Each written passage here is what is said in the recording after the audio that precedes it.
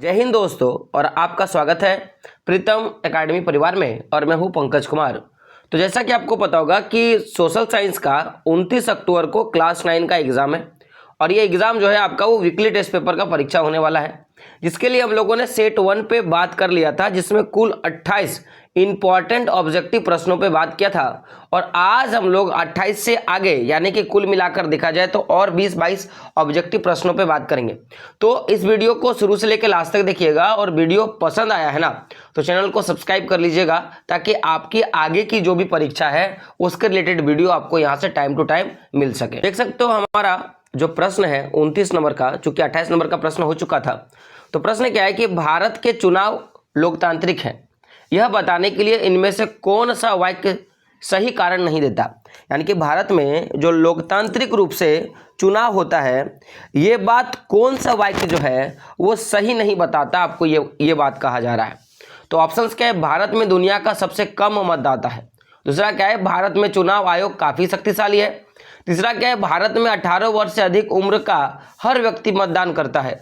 और चौथा क्या है कि भारत में चुनाव हारने वाली पार्टियां जनादेश स्वीकार कर लेती है।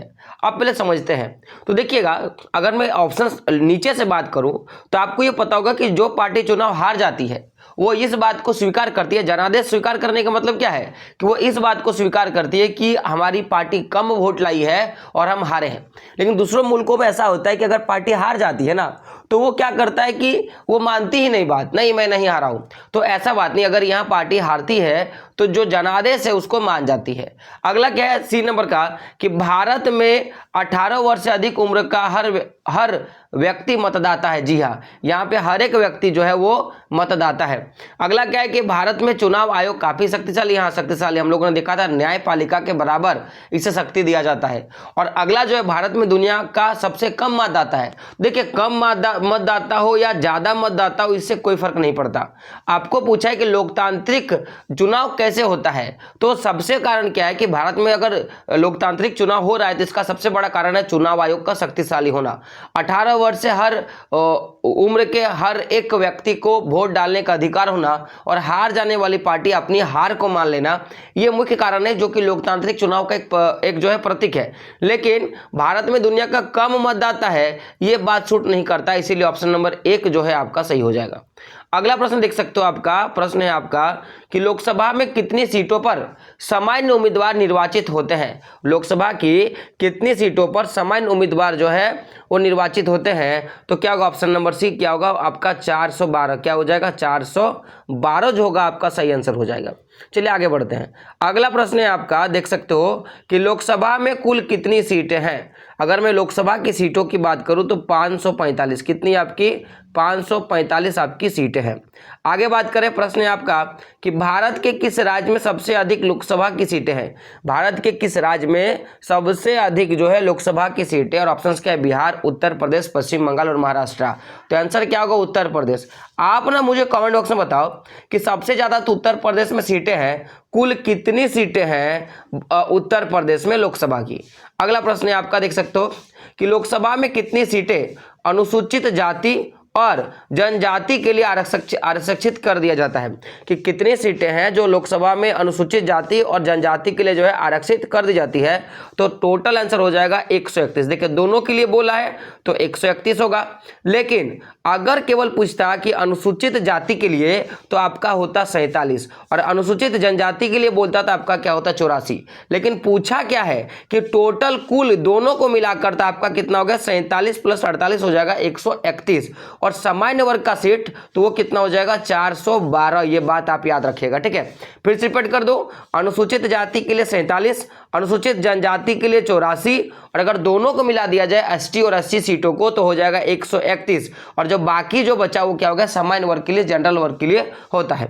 आगे बढ़ते हैं। अगला प्रश्न है आपका कि लोकसभा के कितने सीटों पर अंगल इंडियन समुदाय के लोगों को मनोनीत किया जाता है। तो कितने सीटों पर अंगाल इंडियन समुदाय के लोगों को मनोनीत किया जाता है, तो ऑप्शंस क्या होगा, 2। क्या हो जाएगा, 2।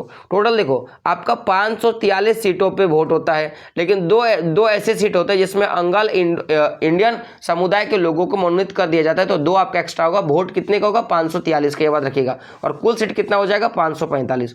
अगला प्रश्न है आपका भारत के 8 केंद्र शासित प्रदेशों में से सबसे अधिक किस केंद्र शासित प्रदेश में लोकसभा सीटें हैं? देखोगे हमारे भारत में टोटल 8 केंद्र शासित प्रदेश है, यूनियन एंड टेरिटरी है, तो उसमें से सबसे ज्यादा जो लोकसभा सीटें हैं वो कहां पे है, ये बात कहा जा रहा है। तो ऑप्शन क्या? अंडमान निकोबार द्वीप समूह, दिल्ली, लक्षद्वीप और पुदुचेरी। तो आपका आंसर क्या हो जाएगा? आपका आंसर हो जाता है दिल्ली। तो दिल्ली जो हमारा केंद्र शासित प्रदेश है, जो यूनियन टेरिटरी है, इसमें सबसे ज्यादा जो है आपका लोकसभा की सीटें हैं। आप मुझे कमेंट बॉक्स बताओ कि कितना सीट है, कितना सीट है, आपको क्या करो मुझे एक बार कमेंट बॉक्स में जरूर बता दो।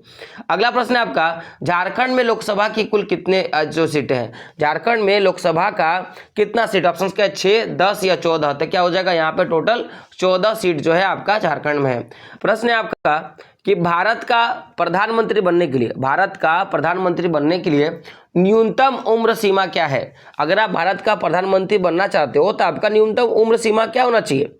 अगर आप ऑप्शन देखोगे तो आपका ऑप्शन क्या है माय डियर फ्रेंड? 21 वर्ष, 25 वर्ष, 30 वर्ष और 35 वर्ष। तो आपका 25 वर्ष होना आपका लाजमी है, तब जाके भारत का प्रधानमंत्री बन सकते हो। और 28 वर्ष की उम्र से आप जो है चुनाव में वोट डाल सकते हो। अगला क्या आपका, सरकारी अधिकारी चुनावों में किसके आदेश का पालन होता है? अगर सरकारी अधिकारी चुनावों में किसके आदेश का पालन होता है? तो न्यायालय, सरकार, संसद या चुनाव आयोग। तो 38 का आंसर क्या हो जाएगा? ऑप्शन नंबर डी क्या हो जाएगा आपका? चुनाव आयोग। क्या हो जाएगा आपका? चुनाव आयोग हो जाएगा। आगे बढ़ते हैं। अगला प्रश्न है आपका कि किसे वोट देने का अधिकार नहीं है? ऑप्शंस क्या? पागल या मानसिक विकलांगों को, नाबालिगों को, न्यायालय द्वारा दिवालिया घोषित करने वाले लोगों को, उपरोक्त में सभी।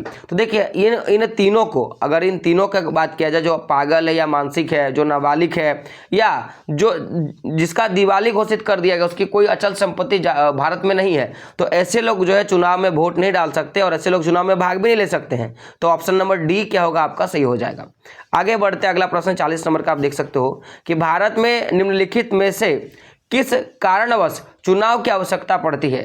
ऑप्शंस क्या? सरकार की आय में वृद्धि के लिए, अपने प्रतिनिधियों के चयन के लिए, सरकारी नौकरी में जाने के लिए, और इनमें से कोई भी नहीं। तो 40 का आंसर क्या हो जाएगा? अपने जनप्रतिनिधियों के चयन के लिए। देखो अगर आप एक लोगों को मनोनीत कर दोगे ना, तो कुछ समय बाद जाने के बाद वो अपना मनमाने ढंग से ही शासन करना वो शुरू कर देते हैं। तो ऐसा ना हो, इसीलिए जनप्रतिनिधियों का बार बार चयन हो, इसके लिए ही क्या किया जाता है? चुनाव हर साल किया जाता है।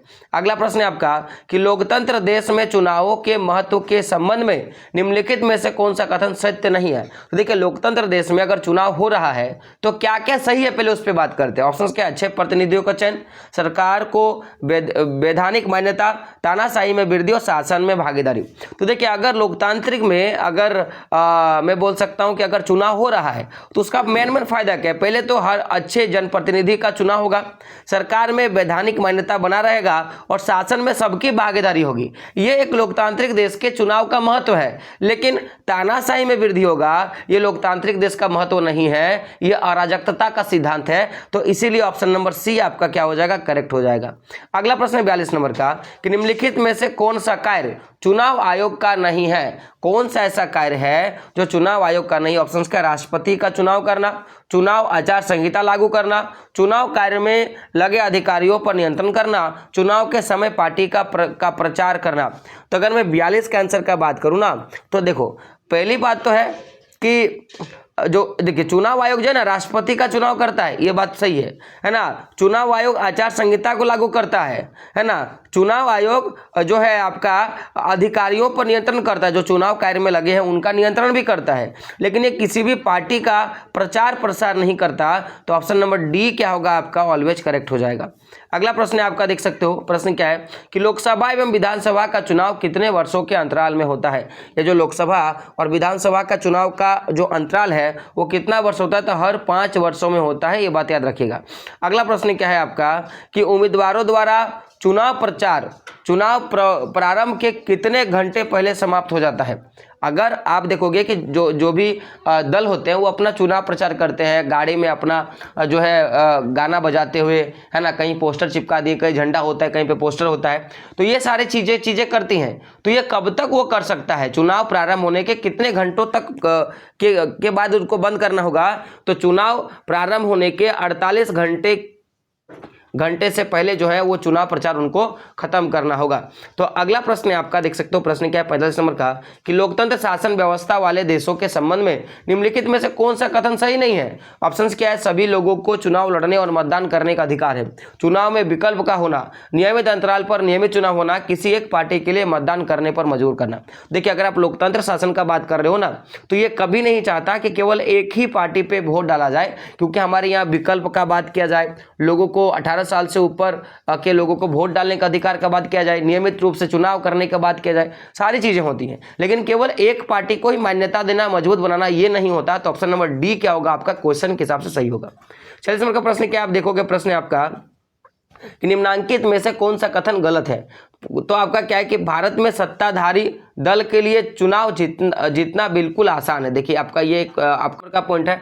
दूसरा नंबर का ऑप्शन है कि भारत में स्वतंत्र एवं निष्पक्ष चुनाव संपन्न कराने के लिए चुनाव आयोग के पास पर्याप्त अधिकार होता है। अगला क्या, स्वतंत्र एवं निष्पक्ष चुनाव हो इसके लिए जनता की भी भागीदारी होती है। और अगला क्या है, भारत में होने वाले चुनाव में आम लोगों की जबरदस्त भागीदारी होती है। देखिए अगर सही कथन का बात किए तो 1 2 3 ये तीनों आपका सही है, लेकिन जो आपका ऑप्शन नंबर 1 है कि भारत में सत्ताधारी दल के लिए चुनाव जीतना बिल्कुल आसान है, ये बात गलत है, क्योंकि यहाँ पे दल निर्णय नहीं करता और ना ये पैसा ना पावर निर्णय करता है। यहाँ पे जनता जिसको अच्छा लगता है, जनता को जो अच्छा लगता है वही जीतता है। तो ऑप्शन नंबर 1 क्या होगा आपका, सही हो जाएगा। अब देखिए अगला प्रश्न है आपका, निम्नलिखित में से कौन स्वतंत्र एवं निष्पक्ष चुनाव की चुनौती नहीं है। ऑप्शंस क्या, रुपया पैसा के बल पर चुनाव जीतना, आपराधिक भूपृष्ठ वाले लोगों के द्वारा चुनाव लड़ाना, नियमित अंतराल पर चुनाव होना, राजनीतिक दलों पर पारिवारिक नियंत्रण। तो देखिए अगर आप एक स्वतंत्र और निष्पक्ष चुनाव का बात करोगे ना, तो यहाँ पे रुपया पैसा का तो बातें नहीं होगा। मान लो कि ऐसा कोई व्यक्ति है जो वाकई में सक्षम है और उसको लोग चाहता है, लेकिन अब उसी क्षेत्र में पैसा बांट दिया गया तो वो व्यक्ति हार जाएगा। तो निष्पक्षता तो हुआ नहीं, क्योंकि उसको पैसा है नहीं। अगला क्या है कि आप अपने क्षेत्र में ऐसे लोग को खड़ा कर दे रहे हो जो आपराधिक कांड के हैं, यानी जो एक गुंडा है, तो उसके डर के मारे में उसको तो वोट दे देगा ना, तो ये भी तो एक गलत बात है। अगला क्या है, राजनीतिक दलों में पारिवारिक नियंत्रण होना, ये भी गलत है, क्योंकि देखो जिस तरह चुनाव देने का सबका अधिकार, उस तरह चुनाव लड़ने का भी अधिकार सबको है। तो अगर ऐसा है कि केवल एक ही परिवार के लोग बार बार वोट पे खड़े होंगे तो ये एक तरह से वंशानुगत हो जाएगा, तो ये भी नहीं होना चाहिए। लेकिन अगर निष्पक्ष और चुनाव का बात किया जाए, स्वतंत्र बात किया जाए, तो नियंत्रण अंतराल पे चुनाव हो रहा है, ये बात आपका क्या होगा, आपका जो है आपका यहाँ पे देख सकते हो क्या है आपका, तो ये जो है आपका सही हो जाएगा, नियमित अंतराल पर चुनाव होना। अगला प्रश्न क्या है आपका 48 नंबर का देख सकते हो, प्रश्न है आपका कि चुनाव के समय चुनाव आयोग के किन भूमिकाओं से असहमत है। तो बोला है कि जब चुनाव आयोग चुनाव लेता है तो उस समय किन किन बातों पे आपको जो है असहमत है, आप उस बात को नहीं मानते हैं। तो अगर बात की जाए 48 नंबर के प्रश्न का, तो देखोगे ऑप्शन क्या है, फोटो पहचान पत्र एवं अन्य जो है निर्धारित पहचानों के आधार पर मतदान होना। अगला क्या है, चुनाव में सरकारी तंत्र का दुरुपयोग पर रोकना, चुनाव आयोग को राजनीतिक दलों द्वारा उम्मीदवार तय करने में हस्तक्षेप करना चाहिए, और चुनाव आयोग द्वारा मतदान के लिए लोगों को प्रेरित करना चाहिए। तो देखिए कौन सा भूमिका से आप असहमत है, तो 48 का क्या होगा, ऑप्शन नंबर सी। तो चुनाव आयोग को राजनीतिक दलों द्वारा उम्मीदवार तय करने में हस्तक्षेप करना चाहिए, इस बात को हम लोग मानते नहीं है। लेकिन ये जो सारा काम है जैसे फोटो पहचान पत्र को देख के वोट डालना, ये भी बात मुझे सही लगता है। अगला देखोगे तो जो चुनाव में सरकारी तंत्रों का दुरुपयोग पर रोक करता है, ये भी बात सही है। लेकिन अगर ये वाला देखोगे ना कि जो है आपका राजनीतिक दलों पर हस्तक्षेप करना चाहिए कि इसको खड़ा करो इसको नहीं खड़ा करो, ये बात जो है नहीं होना चाहिए। ठीक है, अगला 49 नंबर का प्रश्न है आपका कि निर्वाचन क्षेत्रों को आरक्षित करने का आधार होता है, किस प्रकार से निर्वाचन क्षेत्रों को जो है वो आरक्षित करता है। तो ऑप्शन के अनुसूचित एवं अनुसूचित जनजाति की संख्या के आधार पर, सरकार की इच्छा के आधार पर, निर्वाचन की इच्छा के आधार पर, राजनीतिक दलों की इच्छा के आधार पर। तो देखिए किसी भी क्षेत्रों में अगर आरक्षण होता है तो वहां पे देखा जाता है कि वहां पे अनुसूचित जाति और अनुसूचित जनजातियों की संख्या क्या है, उसके आधार पर वहां पे जो है आरक्षण दिया जाता है चुनाव में।